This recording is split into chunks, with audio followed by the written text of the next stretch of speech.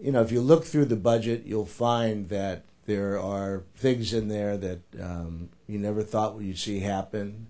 There's things in there that have happened so often you won't be very surprised. But I believe it goes back to the fundamental question of what kind of state do we want. We have to think very clearly right now how we can shape a state consistent with the money that we have. And then we're going to have to decide what else is necessary to have the state that we want. And it's not too complicated. The question is, what battles do you fight first? And everyone will have their own point of view, I'm sure. But right now, this budget is not one that anybody's going to be very proud of. So it's very clear as the pattern and trend is laid out before us that the economy has cooled.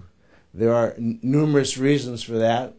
A war that we're financing in another part of the world, a housing market that was misrepresented to a lot of people about how easy it would be to get in, how comfortable you'll be with very little getting in.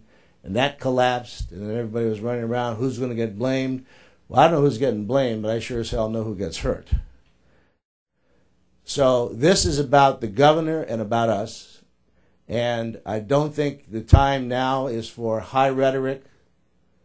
It's not the time now for pointing what we should have done when and then. We're here. We're not going backwards.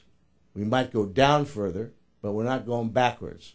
So we move forward as we get into the 45-day mixture where we have to either have a budget or we don't pay our bills. And if we don't pay our bills, we could go into bankruptcy.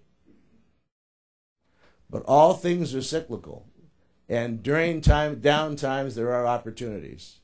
And if we can begin to make some changes that will avoid the next time this happens, we will. If all we want to do is to just get through to the next year or the next 6 months, we'll fail in the long term. I would hope that my Republican colleagues will be engaged with us.